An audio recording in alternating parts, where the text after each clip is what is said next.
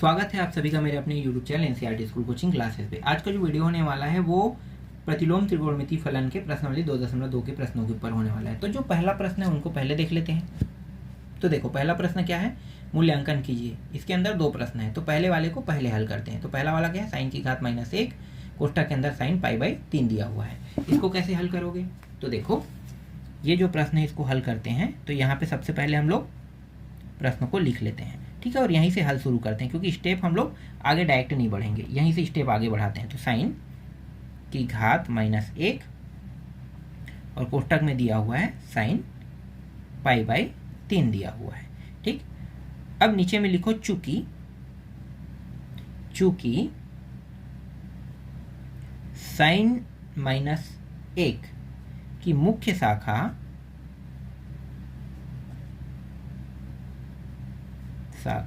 का परिसर कोष्ठक के अंदर लिखो -π/2 और +π/2 होता है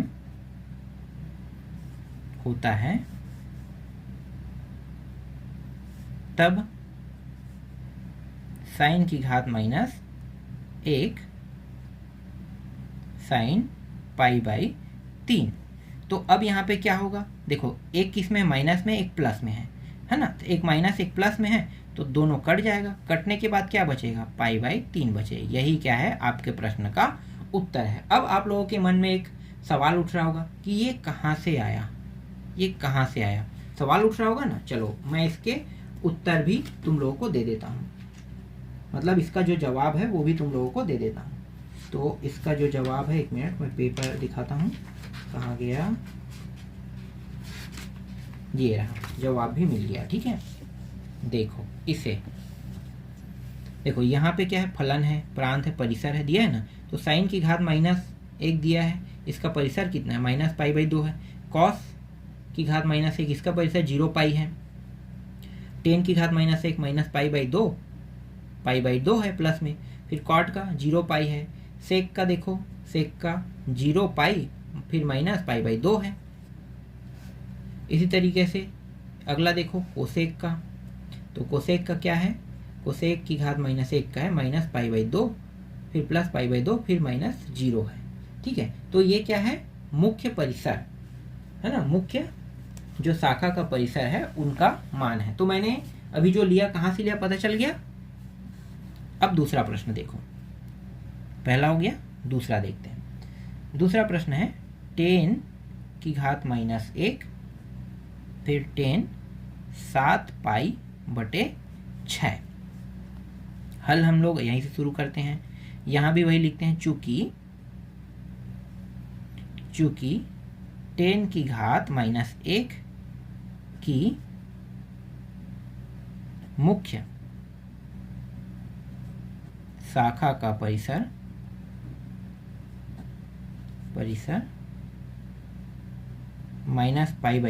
और +π/2 होता है। अभी मैंने दिखाया था ना आप लोगों को, हाँ वही मैं ले रहा हूँ, होता है तब यहाँ पे 10 है ना, 10 की घात -1 10 7π/6, ठीक। आगे अब इसको और हल करते हैं, तो ये आगे अभी और हल हो सकता है। तो 10 की घात -1 फिर कोष्ठक के अंदर क्या है, 10 दिया हो ना, 10, और इसको और कैसे लिख सकते हैं, इसको बड़ा कोष्ठक में लिख लो। इसको हम लोग लिख सकते हैं, देखो ये जो है इसको हम लोग 7 को 6π लिख सकते हैं, तो 6 लिख लो, 6π और 6π/6 फिर प्लस 1π बच रहा है, इसको ऐसे हम लोग लिख सकते हैं। तो 10 -1 बड़ा कोष्ठक के अंदर 10 फिर देखो 6 कम दोनों कट गया, बचा क्या यहाँ पे पाई, फिर π/6। अब यहाँ पे ये पाई जो है ये 180 अंश को प्रदर्शित करता है। अगर कोई पाई का मान 180 अंश को, देखो हर पाई का मान 180 अंश को ही प्रदर्शित करता है ना, इसके साथ 2 का गुणा तो नहीं है, 3 का गुणा नहीं है, 4 का गुणा नहीं है ना। तो याद रखना 180 अंश और 360 अंश में ये जो 10 है ये अपना रूप नहीं चेंज करेगा। इसके अलावा अगर यहाँ पे 90 अंश होता, 270 होता तो ये अपना रूप चेंज करके ये कॉट बन जाता। तो यहाँ पे क्या है 180 अंश है, इसलिए ये 10 के 10 में रहेगा। तो इसको कैसे लिखेंगे, टेन की घात -1, फिर 10। अब इसको लिखने की जरूरत नहीं है क्योंकि ये 180 360 और 180 अंश में आ रहा है ना। तो 180 अंश से ये किस में है, ज़्यादा में है, 180 अंश से ज़्यादा में है। तो ये π/6 बस को क्या करेंगे, लिखेंगे। ठीक है, π/6 बस को क्या करेंगे, लिखेंगे। इस तरीके से हमने लिख लिया। अब देखो ये माइनस ये प्लस है, दोनों कट जाएगा, बचे क्या, π/6। यही क्या है, आपके प्रश्न का उत्तर है। अगर आप लोग उत्तर मिलाना चाहते तो मिला लेना, मैंने जो बनाया है यही उत्तर आपको देखने को मिलेगा। ठीक, ये प्रश्न भी बन गया। चलो अब दूसरा प्रश्न देखते हैं। दूसरा प्रश्न को निकाल लेते हैं, ये कैसे बनेगा। आ गया दूसरा प्रश्न, हाँ मिल गया। दूसरा प्रश्न देखो, मूल्यांकन कीजिए कह रहा है। मूल्यांकन कीजिए के अंदर भी दो प्रश्न है। पहला प्रश्न 10, फिर कोष्ठक के अंदर 1/2 साइन की घात -1 3/4 दिया हुआ है। अब इसको हल करते हैं। तो पहले प्रश्न को लिख लेते हैं, जिसे हम हल करके लिखेंगे। ठीक है, जब भी आप लोग प्रश्न बनाओगे तो डायरेक्ट जैसे आप लोग आंसर शीट लिख रहे हो ना, वैसे ही आपको करना है। तो सबसे पहले आपको क्या करना है, हल लिखना है, और हल लिखने के बाद दूसरा का पहला क्रमांक इस तरीके से दे देना है, और देने के बाद उस प्रश्न को लिख लेना है। 10 1/2 साइन की घात -1 3/4। ठीक, ये हमने लिख लिया। अब आगे हम लोग क्या करने वाले हैं, तो आगे हम लोग बस इतने को लेकर हल करने वाले हैं। तो लिखो अब 1/2 साइन -1 3/4, इसके बराबर हम लोग क्या करेंगे, थीटा को मान लेंगे। तो थीटा हमने क्या किया, माना। ये कोष्ठक के अंदर में, पहले कोष्ठक के अंदर को हल किया जाता है। बोर्डमास नियम अगर आप लोगों ने पढ़ा होगा तो बोर्डमास नियम क्या कहता है, कोष्ठक के अंदर को पहले हल करना है। तो इसलिए हमने कोष्ठक के अंदर वाले मान को लिया। ठीक है, और इसके बराबर हमने क्या मान लिया, थीटा मान लिया। यहाँ तक आपको समझ में आ गया। अब आगे क्या करने वाले हैं, देखो ये जो साइन की घात -1 3/4 एक ही रूप में है, तो इसको जैसा है वैसा रख लेते हैं 3/4, और इसको हम लोग थीटा के साइड में भेज देते हैं 1/2 को। तो 1/2 को भेजेंगे तो उस साइड जाएगा, क्या होगा, नीचे के मान ऊपर, ऊपर का मान नीचे चला जाएगा। मतलब 2 किस में था, नीचे में था, तो ऊपर चला गया, और 1 किस में है, ऊपर में है, तो नीचे आ गया। तो पलटा ना, ऊपर का मान नीचे, नीचे का मान ऊपर आ गया, इस तरीके से। तो साइन की घात -1 3/4 बराबर 2 थीटा ही हो जाएगा। अब दोनों साइड क्या करेंगे, साइन ले लेते हैं। ठीक है, दोनों साइड साइन ले लेते हैं। तो इस साइड भी साइन लेंगे, इस साइड भी साइन, मतलब साइन प्लस लेना है हमें, प्लस वाला। तो साइन दोनों साइड ले लेते हैं साइन, और इसको कोष्ठक में लिखो, साइन की घात -1 3/4, और ये रहा साइन 2 थीटा। तो देखो ये किस में है, प्लस में, ये किस में है, माइनस में है। तो घात प्लस और माइनस में होने पर उसका मान कितना आता है, 1 आता है ना। तो 1 आ जाएगा, तो 1 का गुणा 3/4 के साथ करेंगे, कितना आएगा, 3/4 ही आएगा। और ये रहा साइन 2 थीटा। साइन 2 थीटा को हमें किस में बदलना है, ध्यान देना। प्रश्न देखो, ये क्या है, 10 है, तो 10 में हमें बदलना है। तो 10 में बदलेंगे, तो देखो साइन 2 थीटा को 10 में बदलेंगे, तो इसका जो सूत्र होता है वो होता है 2 10 थीटा। ठीक है, 2 क्या होगा, 10 थीटा होगा, फिर अपान 1 प्लस 10 का वर्ग थीटा होगा। मतलब साइन 2 थीटा की जगह में हमें क्या करना है, इसको रखना है। समझ में आ गया, किसको रखना है, इसको रखना है। तो ये बगल में इसको बगल में मुझे लिखना था, यहाँ पे चलो यहीं पे लिख देते हैं, और यहाँ पे चूकी लगा देते हैं इस तरीके से। तो ये जो मान जो मैंने नीचे में लिखा है, ये यहाँ पे लिखना, ठीक है, इसके बगल में। अब आगे हल करते हैं। तो देखो 3/4 यहाँ पे दिया हुआ है, और ये साइन 2 थीटा की जगह में हम पूरा इसको रख देते हैं, 2 10 थीटा 1 प्लस 10 वर्ग थीटा। 10 वर्ग क्या हो गया, थीटा। अब तिर्या गुणा कर लेते हैं, इसका गुणा इसके साथ और इसका गुणा इसके साथ। ठीक है, तो तिर्या गुणा करेंगे तो नीचे वाला मान इसके साथ गुणा होकर ऊपर चला जाएगा, ये वाला नीचे में, तो इसके साथ गुणा होकर ये ऊपर चला जाएगा। तो दोनों को ऊपर ले जाते हैं, तो 3 के साथ गुणा होगा तो 1 प्लस 10 वर्ग थीटा ये हो जाएगा, और ये हो जाएगा 4 गुणित 2 10 थीटा। तो 3 का अंदर गुणा करेंगे, तो 3 एकम 3, फिर 3 का यहाँ भी गुणा करें, 3 10 वर्ग थीटा बराबर 4 दूनी 8 10 थीटा। इसको अंदर ले आते हैं तो और इसको जमा के भी लिख लेते हैं ना, तो टेन वर्ग थीटा, फिर इसको अंदर लेकर आएंगे तो ये माइनस हो जाएगा, माइनस टेन थीटा और फिर प्लस 3 बराबर 0, इस तरीके से। ठीक है, अब गुणनखंड विधि से अगर इसका मान निकल सकता है तो गुणनखंड विधि से निकालेंगे, लेकिन मुझे नहीं लगता है कि 8 को आप लोग 2 हिस्सों में तोड़ सको और दोनों का गुणा करने पर 9 प्राप्त हो, इस तरीके से कोई मान निकाल लो, है ना। तो ऐसा तो कुछ दिख नहीं रहा है कि हम लोग 8 को तोड़ पाएँ, तो 8 को हम लोग तोड़ नहीं पाएंगे, तो हमें सूत्र विधि का उपयोग करना है ऐसे प्रश्नों को हल करने के लिए। तो यहाँ पे मैं सूत्र विधि का उपयोग कर लेता हूँ। सूत्र विधि, आप लोगों को पता है ना सूत्र विधि के बारे में। सूत्र विधि क्या होता है, सूत्र विधि का सूत्र यहाँ पे बता देता हूँ। देखो, जैसे यहाँ पे मैंने x की जगह थीटा लिया है तो थीटा रख देते हैं। ठीक है, थीटा रख दिए, फिर माइनस बी प्लस माइनस कोष्टक के अंदर b का वर्ग माइनस 4ac, फिर अपान लिखो, फिर 2a लिखो। ये सूत्र है, समझो ये सूत्र है। तो हमारे पास ABC हम किसे कहेंगे, ABC हमारे पास जो नंबर है वही रहेगा, ये A, ये B और C, समझ में आ गया। ABC, तो ये A है, B है, C है। तो हम लोग ये जो सूत्र विधि के यहाँ पे ABC है, इसमें अब मानों को रखते जाएंगे। तो माइनस B, तो देखो ये माइनस 8 है, तो माइनस पहले से सूत्र में है और यहाँ पे माइनस 8 है, तो इस तरीके से माइनस 8 को रख देंगे।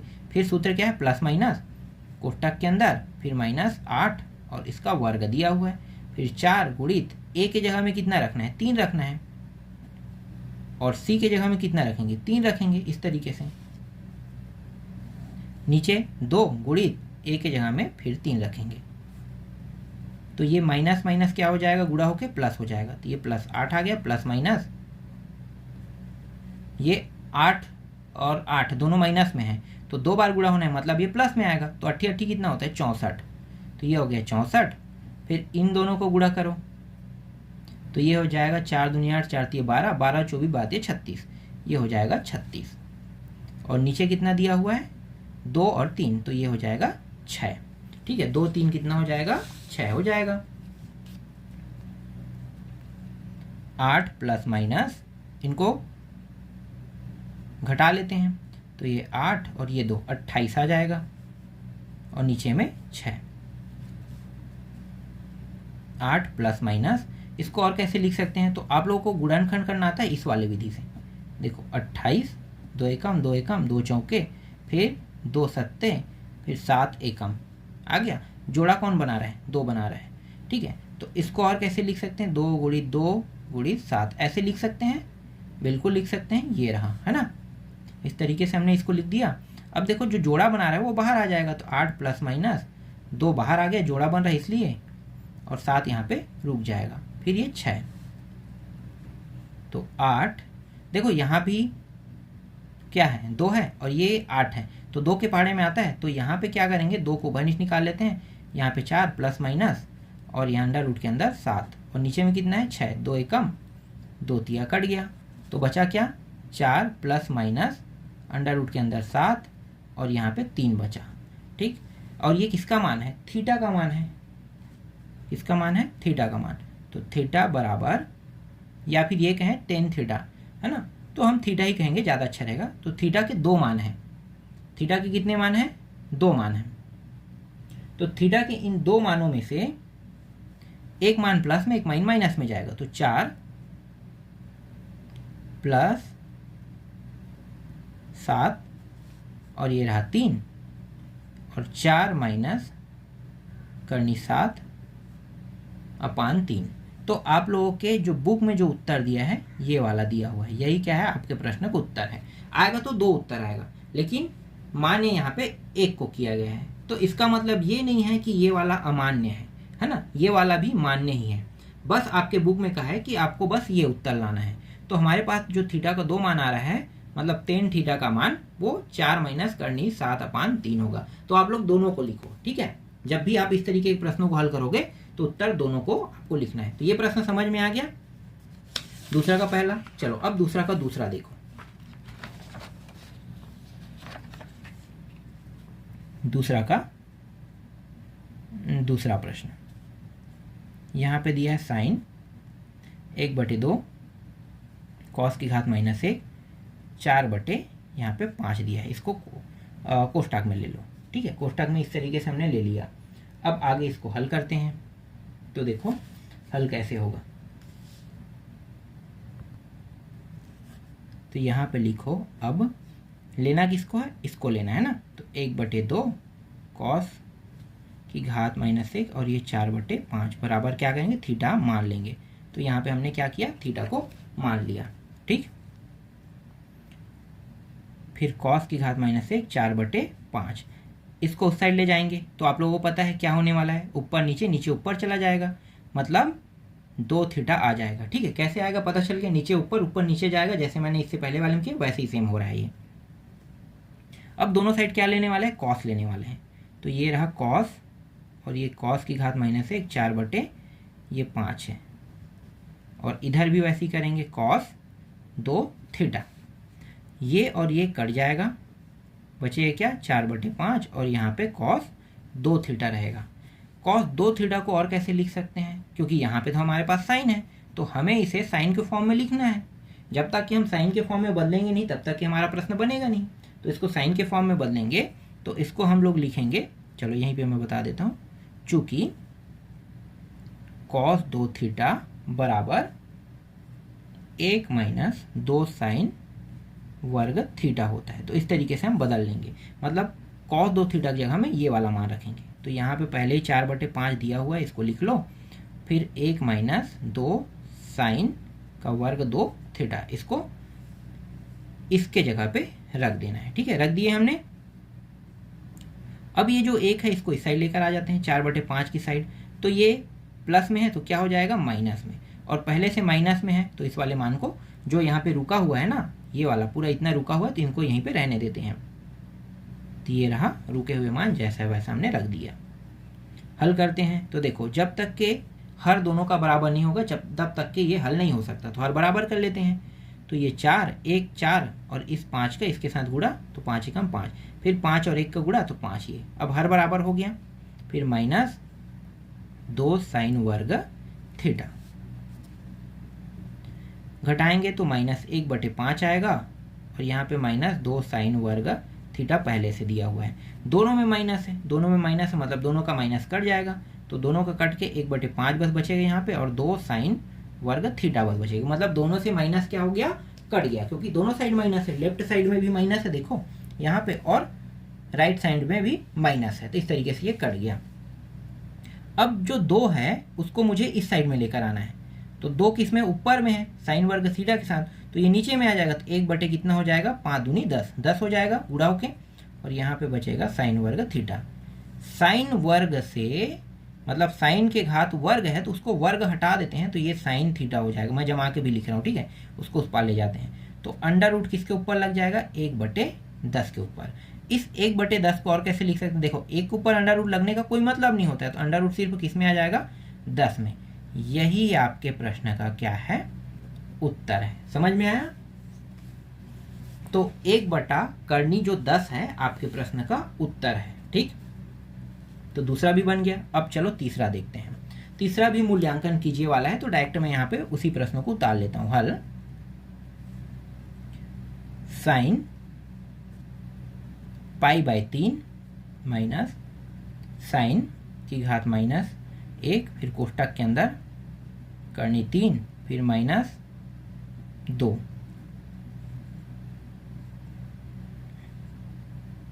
और इस कोष्टक को पूरी तरीके से बंद कर देते हैं। तो साइन, फिर बड़ा कोष्टक के अंदर π/3, यहाँ पे क्या है, माइनस दिया हुआ है ना, यहाँ पे क्या दिया हुआ है, माइनस दिया हुआ है। तो माइनस दिया हुआ है, तो इस माइनस को अगर मैं इस अंदर बाहर लेकर आऊं तो ये माइनस और ये माइनस टकरा के क्या हो जाएगा, प्लस हो जाएगा। तो इसको प्लस लिख लेते हैं। फिर साइन की घात -1 करनी 3/2, कैसे होगा पता है ना आपको, देखो यहाँ पे मैं बता देता हूँ। साइन की घात -x बराबर होता है माइनस साइन x होता है। तो ये जो माइनस है ये बाहर आ गया, तो पहले ही माइनस यहाँ पे था, माइनस माइनस प्लस हुआ, कैसे हुआ पता चल गया। ठीक है, यही इसका ट्रिक है।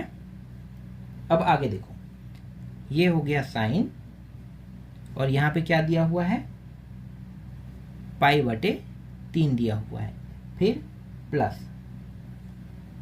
प्लस ये रहा साइन। अब देखो ये जो कर्णी 3/2 है ना, कर्णी 3, ध्यान देना कर्णी 3/2 जो है वो साइन के कितने अंश में होता है, साइन के 60 अंश में होता है ना। तो साइन के 60 अंश मतलब 180 बटा अगर 60 करूँ तो 6 एकम 6, 6 दूनी 12, 6 तिया 18, मतलब 3 बार में, ठीक है 3 बार में। तो और अगर इसे मैं लिखना चाहूँ तो π/3 के रूप में भी लिख सकता हूँ। ये भी क्या है, 60 अंश को प्रदर्शित करता है। कितने अंश को प्रदर्शित करता है, 60 अंश को। तो देखो अभी जो मैंने काट फिट किया और काट फिट करके π/3 जो 60 अंश के बराबर है, इसी को हम 60 अंश कहते हैं ना, तो ये 60 अंश के बराबर है, तो मैंने यहाँ पे 60 अंश लिखा। तो 60 अंश लिखा तो साइन π/3 के रूप में इसे लिख लेंगे इस तरीके से। समझ में आ गया। यहाँ पे माइनस में साइन है और यहाँ पे प्लस में साइन है, दोनों कट जाएगा। कटने के बाद बचेगा क्या, सिर्फ π/3। तो यहाँ भी π/3 बच रहा है और यहाँ भी π/3 ही बच रहा है, दोनों में। दोनों को जोड़ दो तो साइन 2π/3, ठीक है, साइन 2π/3 होगा। और अब इसे और कैसे लिख सकते हैं, इसे हम लोग लिख सकते हैं, ध्यान देना, साइन π माइनस π/3 लिख सकते हैं, ठीक है, π माइनस π/3 के रूप में भी इसे लिख सकते हैं। तो इस तरीके से लिख लेते हैं, ठीक है। देखो ये 3π हो गया, ये 3π हो गया, 3 में 1 घटाएंगे तो 2π आएगा ना, तो यही चीज़ें हैं हम लोग लिख रहे हैं वो, ठीक है। तो इस तरीके से, तो ये हो गया साइन, तो ये 3 और ये 3 कट गया, π माइनस π/3।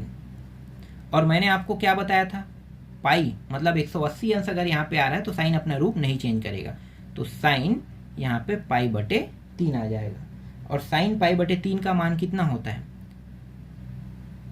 कर्णी 3/2, कर्णी 3/2 होता है। और यही क्या है, आपके प्रश्न का उत्तर है, ठीक है। तो आपके प्रश्न का उत्तर कितना है, कर्णी 3/2 यहाँ पे आया। क्लियर। चलो ये प्रश्न भी कंप्लीट होता है। अब प्रश्न क्रमांक 4 देखते हैं। देखो प्रश्न क्रमांक 4 सिद्ध कीजिए कह रहा है। इसके अंदर कितने प्रश्न हैं, 5 प्रश्न हैं। अब इन 5 प्रश्नों को बनाना है, तो 5 प्रश्नों को बनाने से पहले प्रश्न को पहले बना लेते हैं। देखो बनाना तो सभी को है, तो पहले बारी बारी से इनको हल करते हैं।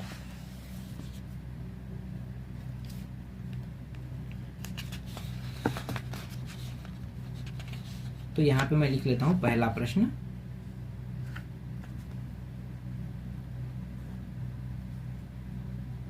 cos की घात -1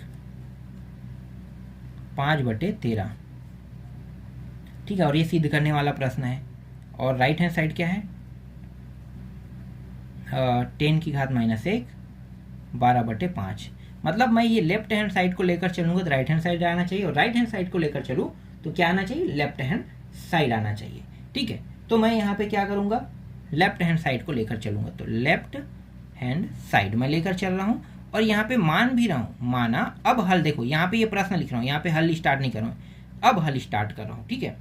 लेफ्ट हैंड हल तो यहीं से, जब भी आप प्रश्न पेपर हॉल में बैठोगे ना तो यहाँ पे ही हल लिख देना, ठीक है। इसके बाद लेफ्ट हैंड साइड को लेना, हल मत लिखना, क्योंकि हल यहाँ पे लिखोगे तो एक जगह हल बस हल लिखना है। फिर लेफ्ट हैंड साइड, फिर माना क्या, थीटा बराबर cos की घात -1 5/13, ये मान रहे हैं, ठीक है। ये बहुत इंपॉर्टेंट है, ध्यान देना, क्या मान रहे हैं, इसको मान रहे हैं, ठीक है। अब दोनों पक्षों में मैं क्या ले लूंगा, cos ले लूंगा, ठीक है। यहाँ पे क्योंकि cos की घात -1 है तो दोनों पक्षों में अगर मैं cos लूंगा तो ये cos थीटा बन जाएगा और ये cos और cos कट जाएगा, जैसे कि यहाँ पे मैं बता रहा हूँ वैसे ही होगा। देखो cos की घात -1 फिर 5/13, तो ये cos और ये cos कट गया, तो cos थीटा बराबर कितना बचा, 5/13 बचा, ठीक है। क्योंकि ये दोनों तो कट गया है तो 5/13 बस बचेगा, तो 5/13 यहाँ पे थीटा बराबर आ गया। अब मैं क्या करूँगा, अब मैं यहाँ पे देखो ये वाला जो है ये क्या है, आधार है, ध्यान देना, थोड़ा सा दिमाग लगाना अब यहाँ पे। और ये क्या है, कर्ण है, तो आधार बटा कर्ण हो गया। तो यहाँ पे मैं क्या करने वाला हूँ, एक त्रिभुज बनाने वाला हूँ इस तरीके से, समकोण त्रिभुज। अब इस समकोण त्रिभुज में ये कर्ण है, क्या है, कर्ण है, और इस कर्ण का मान कितना है, 13। आधार नीचे को बोलते हैं, तो ये आधार है, आधार का मान कितना है, 5 है, और ये क्या है, लंब है। लंब का मान कितना है मुझे नहीं पता, इसी को हमें क्या करना है, निकालना है। तो निकालने का तरीका क्या है, पाइथागोरस प्रमेय। ठीक है, तो यहाँ पे लिखो, अब पाइथागोरस प्रमेय से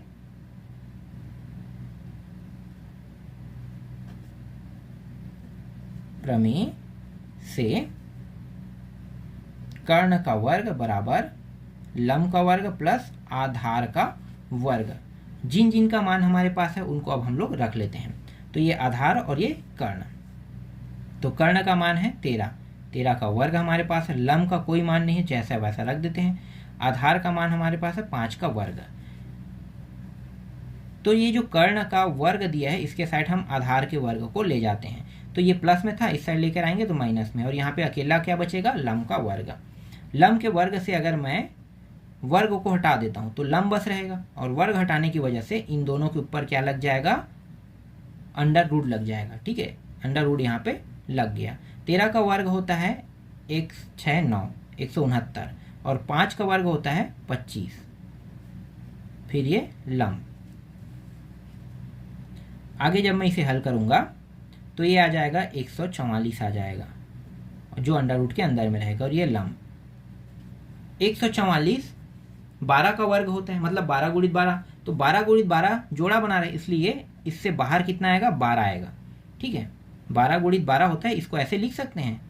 ठीक है, डिटेल से मैं समझा देता हूँ। जोड़ा बन गया मतलब 12 आ गया, तो लंब का मान कितना आया, 12 आ गया, है ना। तो हमारे पास जो लंब का मान आया है वो कितना आया, 12 आ गया। अब हमें क्या करना है, 10 की घात -1 12/5 को लाना है ना, ये लाना है। तो जब तक कि हमारे पास 10 का मान नहीं होता तब तक कि हम ये मान नहीं ला सकते थे।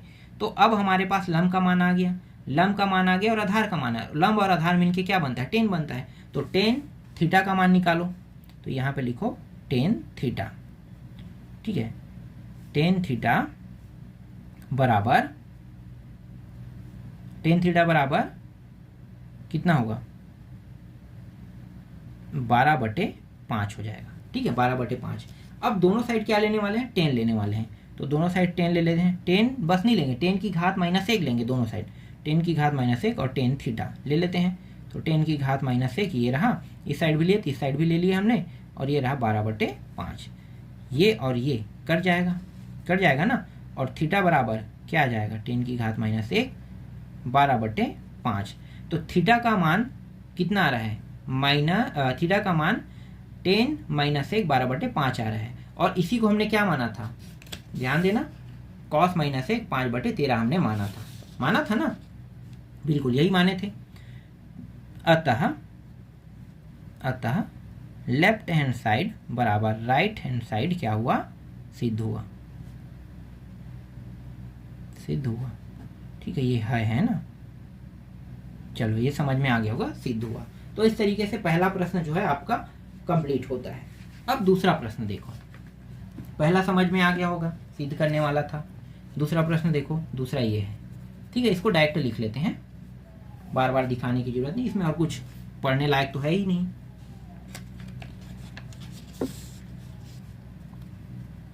दूसरा 2 sin -1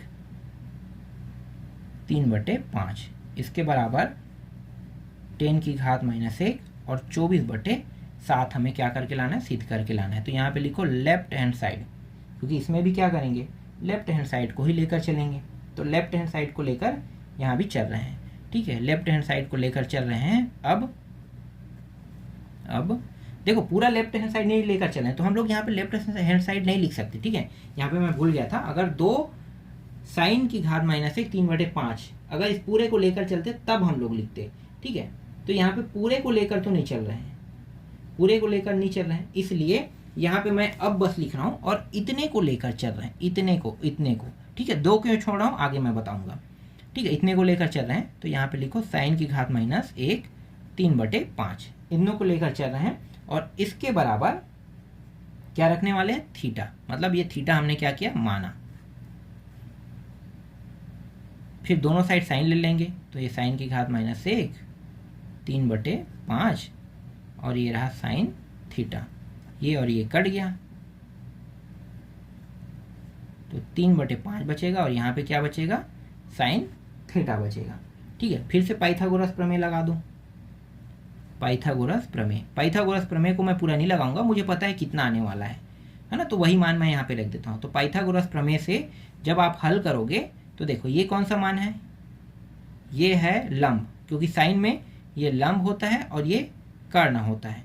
ठीक है, तो ये आधार का मान हमारे पास नहीं था, लंब का मान है और कर्ण का मान है, आधार का मान नहीं है। तो यहाँ पे लिख लेते हैं 5 और यहाँ पे 3। इसका मान आ जाएगा, जब पाइथागोरस प्रमेय से निकालोगे तो 4 आएगा। ठीक है, तो 4 आ जाएगा। तो डायरेक्ट अब टेन थीटा का मान निकाल लेते हैं। तो टेन थीटा बराबर कितना आएगा, लंब बटे आधार होता है तो 3/4 आ जाएगा। ठीक है, 3/4 आ गया। इसको अब बदल लेते हैं 10 की घात -1 में, है ना। तो दोनों साइड में अब क्या लेंगे, 10 की घात -1 और टेन थीटा, फिर 10 की घात -1 3/4, ये कट गया। तो थीटा बराबर कितना आ गया, थीटा बराबर 10 की घात -1 3/4।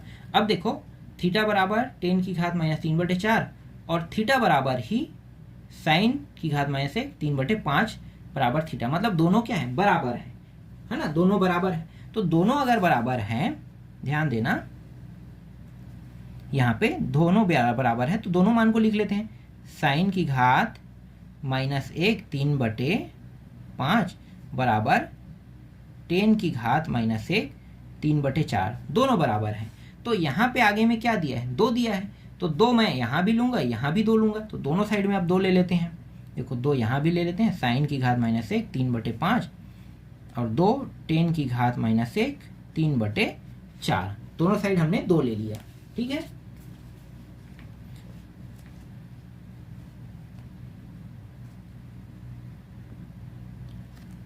अब हम लोग क्या करने वाले हैं, ये तो तुम लोगों को पता होगा। देखो दोनों अगर सेम है, ये भी और ये भी सेम है, दोनों सेम है ना, तो दोनों सेम है तो 10 का सूत्र तुम्हें पता है। 10 का सूत्र देखो, 2 10 की घात -1 x, अगर इस तरीके से लिखा है, ये पूरा x के बराबर है ना, इस तरीके से लिखा है, तो इसका जो सूत्र होगा वो होगा 10 की घात -1 2x 1 -x का वर्ग। तो हम लोग क्या करेंगे, यहाँ पे जो x है इसके जगह में, ये देखो ये पूरा x की जगह में 3/4 रखेंगे। तो x बराबर 3/4 कहाँ पे रखेंगे, इस सूत्र में रखेंगे। ठीक, ये कहाँ से आया पता चला, देखो ये और ये दोनों बराबर है, तो 10 के नियम के तहत जो सूत्र हमारा बनेगा वो ये वाला सूत्र बनेगा। इसी सूत्र में मान को रख देते हैं। तो ये होगा 10 की घात -1 2 गुणित 3/4, फिर 1 - 3/4 इसका वर्ग। आगे जब हम इसे हल करेंगे तो ये हो जाएगा, ये माइनस क्यों हटा लगाते हैं यार, माइनस, हाँ नहीं यहाँ पे ठीक है, इसको कोष्टक में रखना था ना, मैं भूल गया था। कोष्टक लगाना बहुत ज़रूरी है, कोष्टक लगा लेते हैं। फिर 10 की घात -1, फिर कोष्टक लगाओ, देखो 2 एकम 2 दूनी कट गया, तो 3 यहाँ पे 2 आ रहा है, यहाँ पे कितना आएगा, तो ये 1, फिर ये 3 और ये 16। अभी आगे और हल होने वाला है। 10 की घात -1 3/2 और ये हो जाएगा 16 एकम 16, क्योंकि हर जब तक बराबर नहीं होगा तब तक के हल नहीं होगा। 16 एकम 16 फिर -3 और ये रहा 16।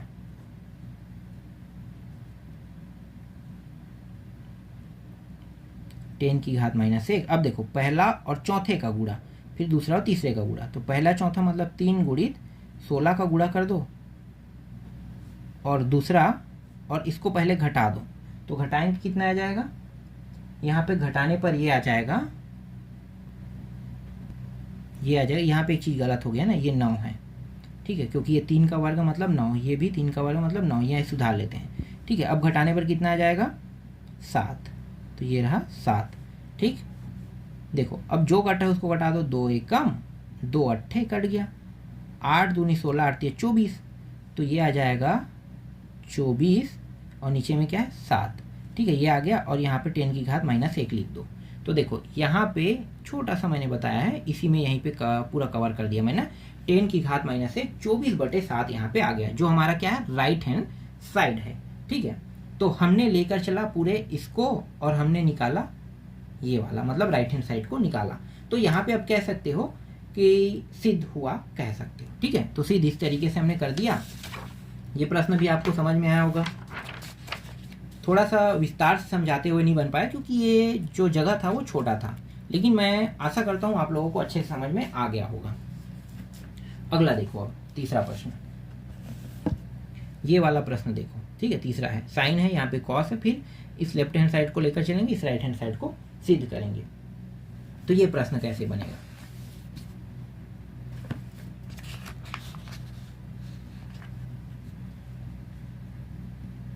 तीसरा, साइन की घात -1 5/13 प्लस कॉस की घात -1 3/5 3/5 और इसके बराबर में सीधी क्या करना है, 10 की घात -1 63/16 यहाँ पे सिद्ध करके लाना है। ठीक है, तो चलो अब हल करते हैं। हल तो हमारा यहीं से स्टार्ट हो जाएगा, सिद्ध करने वाला भी हमने लिख लिया, इनको भी लिख लिया। ठीक है, तो ये जो लेफ्ट हैंड साइड है इसको पहले हल करेंगे और राइट हैंड साइड को सिद्ध करेंगे। तो इनको दो अलग अलग खंडों में हल कर लेते हैं। ठीक है, दो अलग अलग खंडों में, तो दो अलग अलग खंडों में हल करेंगे। तो यहाँ पे लिखो साइन की घात -1 5/13 बराबर x। ठीक है, एक खंड ये हो गया और दूसरा लिख लेते हैं इसके लिए, कॉस की घात -1 3/5 बराबर y। ठीक है, ये दोनों हमने क्या किया था, माना है, तो लिखो माना और आगे में लिख दो अब। ठीक है, अब करके इस तरीके से हम लिखेंगे, दो खंड कर लेते हैं। अब दोनों खंडों को लगातार हल करते जाएंगे। ठीक है, तो पहले वाले खंड को पहले हल करते हैं। तो देखो यहाँ पे साइन लूंगा तो साइन साइन कट के क्या आ जाएगा, थोड़ा शॉर्टकट करते हैं, 5/13 आ जाएगा और यहाँ पे क्या लग जाएगा, साइन के साथ एक्स लग जाएगा। सेम ऐसे ही कॉस लेंगे तो दोनों साइड कॉस लेंगे, तो यहाँ पे बचेगा 3/5 और यहाँ पे कॉस वाई बच रहेगा। ठीक है, इस तरीके से कॉस वाई आ जाएगा। क्लियर? फिर पाइथागोरस प्रमेय लगाओगे, जिसका मैं उपयोग अभी करने वाला नहीं हूँ। ठीक है, पाइथागोरस प्रमेय से, ठीक है, पाइथागोरस प्रमेय लगाओगे। तो पाइथागोरस प्रमेय का सूत्र पता है तो मैं डायरेक्ट यहाँ पे तुम लोगों के लिए यहाँ पे निकाल देता हूँ। देखो पाइथागोरस प्रमेय समकोण त्रिभुज पर लागू होता है ना, तो यहाँ भी लिख लेता हूँ गोरस प्रमेय से। ठीक है, दोनों में इस तरीके से समकोण त्रिभुज बना लेते हैं। जब साइन दिया रहता है तो ये लंब रहता है और ये कर्ण रहता है, तो कर्ण का मान 13 और लंब का मान 5, इस तरीके लिखो। जब कॉस रहता है तो कॉस में ये आधार रहता है, ये कर्ण रहता है, तो कर्ण का मान 5 और आधार का मान 3, मतलब इसका मान आपके पास नहीं है और इसमें इस वाले का मान नहीं है। जब पाइथागोरस प्रमेय लगाओगे, जो सूत्र मैंने लगाया था शुरू में वही सूत्र लगाओगे, तो यहाँ पे आ जाएगा 12, कितना आएगा 12, और यहाँ पे आ जाएगा 3 4, है ना, यहाँ 3 है 4 है 5 है, और ये 5 12 13 होता है। ठीक है, तो आ जाएगा, निकाल लोगे इसको। ठीक है, यही आएगा। तो मैं यहाँ पे निकाल नहीं रहा हूँ क्योंकि मैं अगर यहाँ पे निकालने बैठूंगा तो टाइम वेस्ट होगा, तो मैंने यहाँ पे समझो निकाल लिया। अब क्या करेंगे, 10x का मान पहले निकालेंगे क्योंकि हमारा जो उत्तर है, जो राइट हैंड साइड है वो 10 में आना चाहिए, है ना, तो 10x के मान निकालो। तो 10x बराबर 10 का मान क्या होता है, लंब और आधार, तो ये हो गया 10x का मान 5/12। अभी इसे बढ़ाते रहिए और यहाँ पे 10y का मान निकालो। 10y का मान कितना होगा, तो देखो 4 और 3, तो यहाँ पे लिखो 4/3। इसे बदलना है किसने है, 10 की घात -1 में बदलना है। तो यहाँ पे ये 10 की घात -1, अगर 10 की घात दोनों में -1 माइनस लेंगे ये कट जाएगा, तो बचेगा क्या, x बस बचेगा। ठीक है, मैं थोड़ा डायरेक्ट कर रहा हूँ। और यहाँ पे 10 की घात -1 5/12, और इसको भी हल करते हैं वैसे ही, तो ये y बस बचेगा और यहाँ पे बच जाएगा 10 की घात -1 4/3। x और y, जिन्हें हमने x y माना है ना, उन दोनों को अब जोड़ देते हैं। तो x, या फिर ये कहो ये समीकरण 1 और ये रहा समीकरण 2। तो समीकरण 1 और 2 को जोड़ने पर। तो दोनों को जोड़ लेते हैं, तो ये हो गया 10 की घात -1 5/12 प्लस 10 की घात -1 4/3। ठीक है, इन दोनों को जोड़ लेते हैं। जब इसे जोड़ेंगे ना, तो जोड़ेंगे तो यहाँ पे एक सूत्र बन रहा है। ठीक है, क्योंकि ये भी 10 में है, ये भी 10 में है, दोनों 10 में है, और यहाँ पे क्या है, प्लस में है ये, तो प्लस में तो प्लस वाला सूत्र लगाएंगे। तो यहाँ पे सूत्र बन रहा है, कौन सा सूत्र बन रहा है मैं बता देता हूँ। 10 की घात -1 मतलब इस पूरे मान को a मानेंगे, फिर प्लस, फिर 10 की घात -1 और इस पूरे मान को b मानेंगे, ये वाला सूत्र बन रहा है। ठीक है, यहाँ पे मैं बता रहा हूँ सूत्र को। इसके बराबर क्या होगा, इसके बराबर होगा 10 की घात -1 a प्लस b फिर 1 माइनस ए बी, ये होगा। ठीक है, समझ में आ गया। मतलब इस पूरे के जगह में हम ये वाला सूत्र रख सकते हैं। तो अब सूत्र लगा लेते हैं यहाँ पे। तो सूत्र लगा रहे हैं, तो ये वाला जो मान है यहाँ पे अब बनाते चलेंगे। 10 की घात -1 बड़ा कोष्टक ले लो, ये हो जाएगा 5/12 फिर प्लस 4 कितना होगा 3 हो जाएगा। ठीक है, इस तरीके से। फिर 1 है यहाँ पे सूत्र में, तो 1 लिखो, फिर इन दोनों का गुणा, मतलब 5/12 का गुणा और 4/3 का गुणा कर देंगे। आगे जब इसे हल करेंगे तो जो मान कट है उसको कटाएंगे, जो मान नहीं कटेगा उसको नहीं कटा पाएंगे, है ना। तो देखो क्या होता है आगे, अभी तो हल शुरू करे हैं। देखो हर बराबर नहीं है, इससे पहले तो हमें क्या करना पड़ेगा, हर बराबर करने पड़ेगा। तो ये 5 या 15, ये 15 हो गया, और 13 26 13 ऊंचाई 13 चौक 52, ये हो जाएगा 52। फिर 13 26 13 39, ये 39 हो गया। ठीक, इसी तरीके से यहाँ भी वैसे ही करेंगे। 12 24 12 36, ये 36 आ जाएगा, 36 एकम 36, ये 36, फिर माइनस 5 चौक 20, और ये हो गया, एक मिनट यहाँ पे 12 है ना, ये 13 क्यों लिख रहा हूँ मैं, 12 है। ठीक है, यहाँ पे क्या 12 है, तो 12 चौक 48, ये हो जाएगा 48 हो जाएगा। ठीक है, यहाँ पे ये गलत हो गया था अभी। ठीक, अब ये हो गया 36, ये 36 है ना, ये भी 36 हो गया, ये 36 और नीचे भी 36। ठीक है, अब सुधार लिए हमने। 10 की घात -1, इन दोनों को जोड़ देते हैं तो कितना हो जाएगा, 8 5 13 का 3, हासिल आई 1, तो ये 5 और 1 6, ये हो गया 63। फिर यहाँ पे कितना है 36, और इसको जब घटाएंगे तो घटाने पर ये आ रहा है 16, और नीचे कितना है 36। देखो इस तरीके से आ रहा है। अब नियम में देखो, पहला और चौथे का गुणा और दूसरा और तीसरे का गुणा, तो याद रखना जब इस तरीके से पहला और चौथे का गुणा होता है इस तरीके से, और तीसरे का तीसरे गुणा हो, तो दूसरा अगर चौथा सेम है तो ये दोनों कट जाता है। दोनों क्या होगा, कट जाएगा। आपको क्या दिखाई दे रहा है, 63 और 16 दिखाई दे रहा है, तो बस उसी बस को लिखो। तो 10 की घात -63/16, यही क्या है आपके प्रश्न का उत्तर है। तो इस तरीके से लेफ्ट हैंड साइड को हमने लेकर चला और राइट हैंड साइड क्या हो रहा है, सिद्ध हुआ। तो बस यहाँ पे लिख लो सिद्ध हुआ। ठीक है, लेफ्ट हैंड साइड को लेकर चला, राइट हैंड साइड क्या हो रहा है, सिद्ध हो रहा है। तो ये प्रश्न भी बन गया आपका तीसरा। चलो अगला देखो, चौथा प्रश्न। चौथा प्रश्न बताएं लायक तो मुझे नहीं लग रहा है। देख लो भाई, चौथा प्रश्न, यहाँ भी 10 है, यहाँ भी 10 है, ये प्लस में है, तो अभी जो मैंने बनाया सेम टू सेम आपको बनाना पड़ेगा इसको भी। ठीक है, सेम टू सेम बनेगा और ये मान आपका आसानी से आ जाएगा। जैसे मैंने अभी बनाया तीसरा को वैसे ही बनेगा। अब बचा है पांचवा प्रश्न। पांचवा प्रश्न भी सेम टू सेम बनाओगे, वैसे ही बनेगा जैसे मैंने बनाया, लेकिन यहाँ पे माइनस दिया है। क्या दिया है, माइनस दिया है, तो माइनस लेके बनाना है और पाई बटे बस 4 लाना है। तो 10 में नहीं आ रहा है इस बार, पाई बटे 4 में आ रहा है। तो आप लोग इसको कैसे अब बनाओगे, चलो इसको मैं बना के बताता हूँ।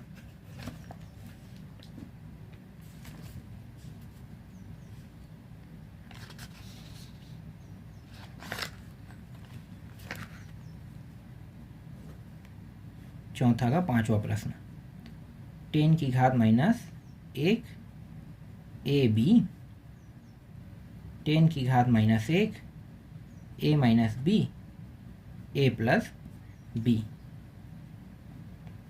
ये रहा आपका राइट हैंड साइड, है ना। तो लेफ्ट हैंड साइड को चलेंगे, सूत्र आपको पता होना चाहिए। सूत्र मैं यहाँ पे लिख देता हूँ, a माइनस 10 की घात b। इसका मतलब 10 कोष्टक में लिखो a माइनस b फिर 1 प्लस ए बी। ठीक है, ये सूत्र है समझो। तो ये जो फॉर्म है वो ये बनेगा, फिर ये बनेगा, मतलब ये पूरा फॉर्म जो है वो इस फॉर्म में बन जाएगा। ठीक है, तो ये हमारा ए हो गया, ये हमारा क्या हो गया, ये बी हो गया। तो ये ए और ये पूरा क्या हो गया, बी हो गया समझो।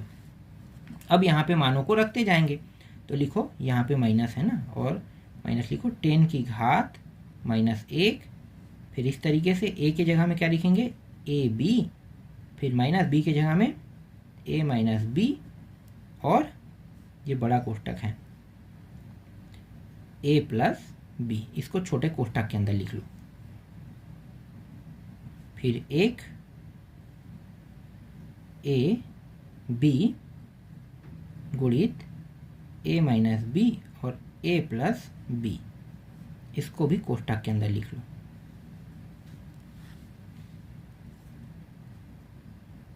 टेन माइनस 1, देखो हर जब तक के बराबर नहीं होगा तब तक कि न जुड़ सकता है न घट सकता है, तो हर बराबर कर लेते हैं। इस पूरे का गुणा इसके साथ कर दो, तो ए प्लस बी, इसका गुणा इसके साथ कर दो, तो माइनस बी ए माइनस बी, और फिर नीचे का गुणा नीचे वाले के साथ कर लो, मतलब बी का गुणा इसके साथ, तो ए प्लस बी हो जाएगा। फिर 1 माइनस ऊपर का गुणा ऊपर के साथ होगा, ए माइनस बी, और ये हो गया बी ए प्लस बी। 10 की घात माइनस 1, अंदर गुणा करो ए का, तो ए का वर्ग प्लस ए बी, फिर माइनस बी का अंदर गुणा करते हैं, है ना। देखो ये माइनस है, तो ये माइनस में, ये प्लस में, तो क्या होगा माइनस में, तो ए बी माइनस में आएगा, फिर ये माइनस और ये माइनस क्या हो जाएगा प्लस, तो ये बी का वर्ग। इस तरीके से नीचे में बी ए, दोनों को गुणा कर दो, ए बी लिखो, फिर प्लस बी का वर्ग, ये बी का वर्ग, फिर ये वाला इसके साथ गुणा होगा, है ना। तो जो यहाँ पे देखो ये इसके गुणा जो है ये मान प्राप्त हुआ है, इसका गुणा का मान यही रहेगा, तो मैं यहाँ पे लिख देता हूँ ए बी प्लस बी का वर्ग, फिर माइनस, देखो माइनस का अंदर गुणा करेंगे तो ये माइनस